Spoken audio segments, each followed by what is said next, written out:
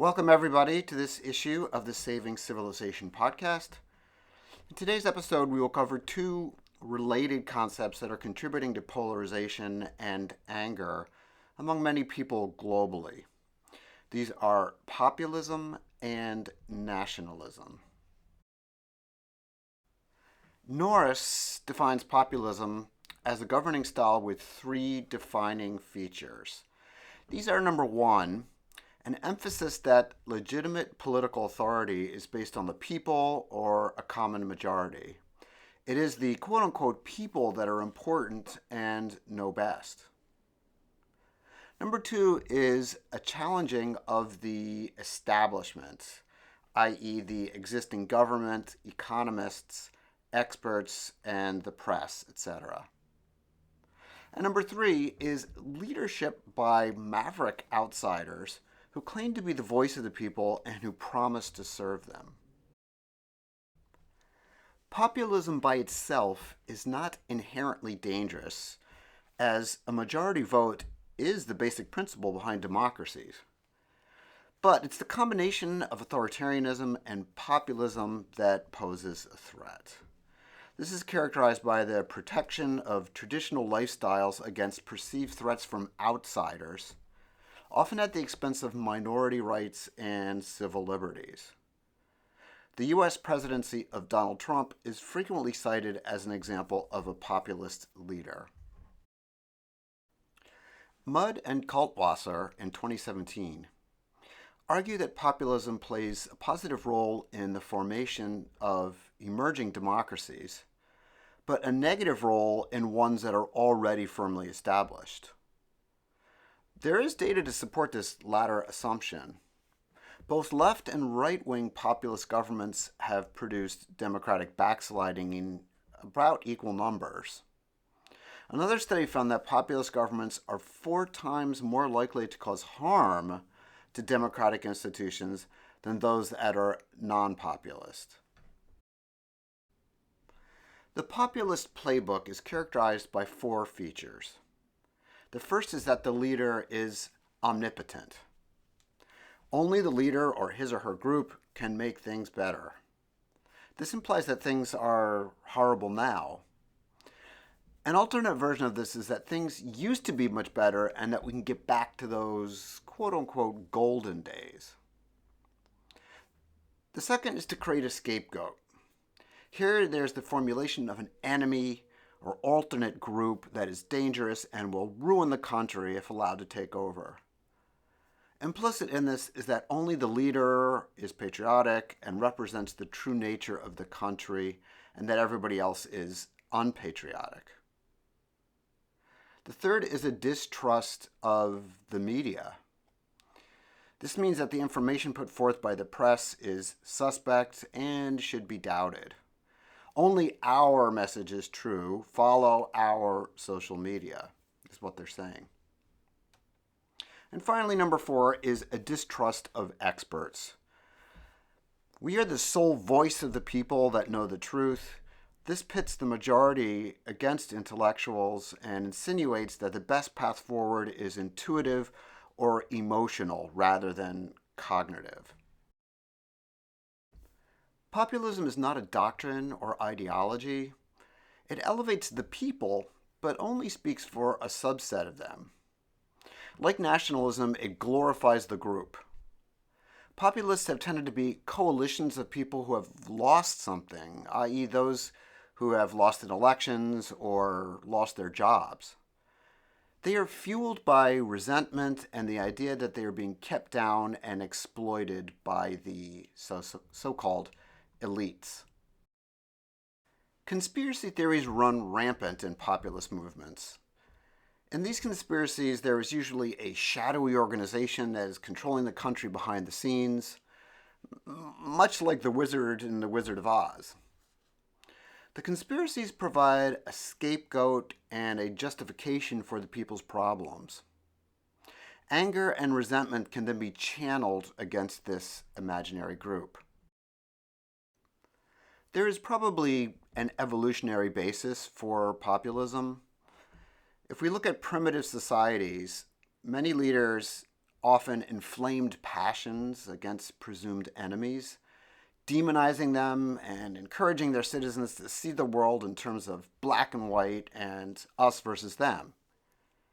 It could then rally the nation to war, which could provide a competitive advantage for that local tribe or nation state in terms of resource acquisition.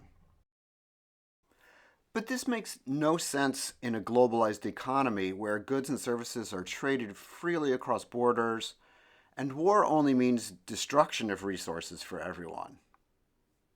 According to Goldberg in 2018, one of the features of civilization is to channel and dispel these popular passions and to encourage people to cooperate with one another. If that is the case, then populist movements pose a clear threat to the civilized world. Here we show an excerpt of a video by Comundos that highlights many of the features of populism spoken by people from around the world.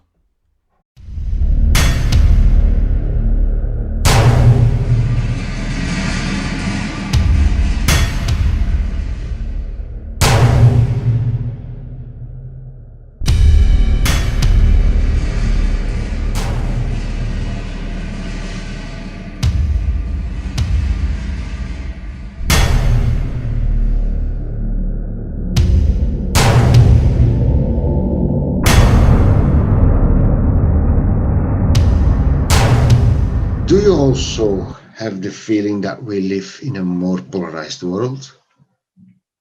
Well, that is because of the rise of populism. But what is populism? It is a centuries-old strategy to gain power in politics.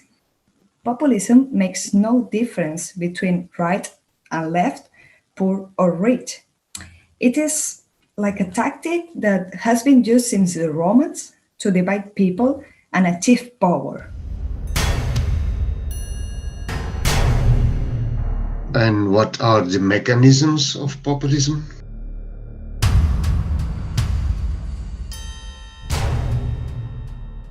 Populism divides the population, like we the people are the good ones, while they, maybe the elite in power, are the bad ones. They are corrupt and only defend their own interests and want to impose a globalized and multicultural world on us, and for that they are corrupt. The world is changing very fast due to globalization. People are scared of losing their jobs to immigrants, or they fear refugees coming from various different cultures.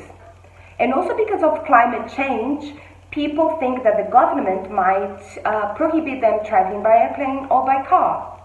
The populists fit this fear by creating a common enemy, and they blame the minority groups like immigrants, like refugees, LGBTQs, Jews, and Muslims, and they also fit the Anglo people against the politicians in power and who defend this minority and, well, do nothing for us, the majority. People go in for illusions. They want solutions that are easy and closer to their illusions. Something like let's chase the immigrants out and get our jobs back. And issues like this country is going to be LGBT free. People want easy solutions. They want leaders who bring things back to normal in quotes, as it was. Populists discredit and suspect institutions and experts such as academics, scientists, educators, journalists, because they are too critical of the populist solutions and tell people how to think and also how to act. They promote liberal values such as gender equality and new lifestyles. The populists usually tell people, let's liberate ourselves from these elites and take our country back. In general, the populists don't want to debate. They simply fuel emotions and fears. But what are the consequences of populism? Due to the lack of debate in the political arena, the struggle between opposite opinions have been taken to the streets. This has polarized society, which has bred violence and chaos.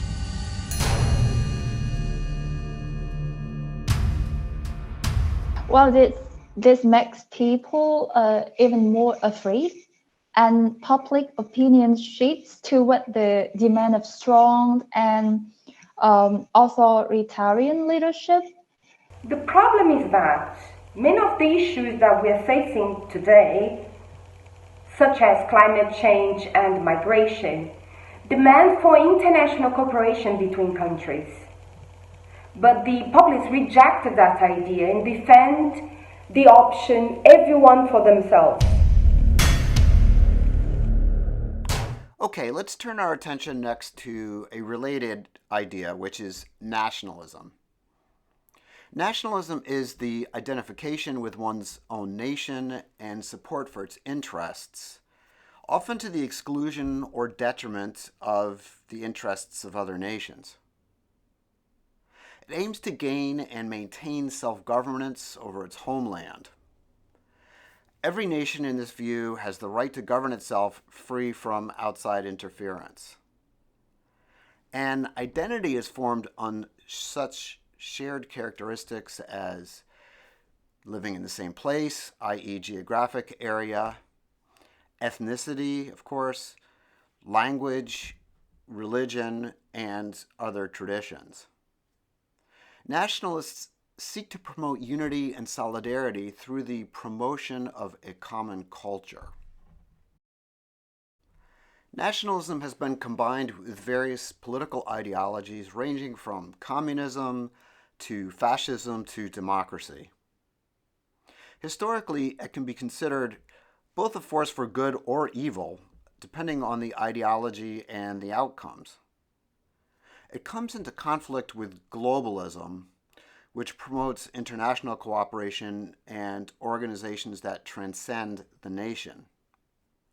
We see this manifested in the conflicts between countries in the European Union and the hesitance of some nations to participate in international trade deals. In the end, a nation must balance both its internal affairs with those of the larger world around it. Nationalism is closely related to patriotism, which we will address in another video. We have many other playlists you may be interested in on subjects like existential risk, autocracy, and civilization. We hope to have sometime soon a set of videos devoted to polarization, both political and also economic. Thanks very much for watching.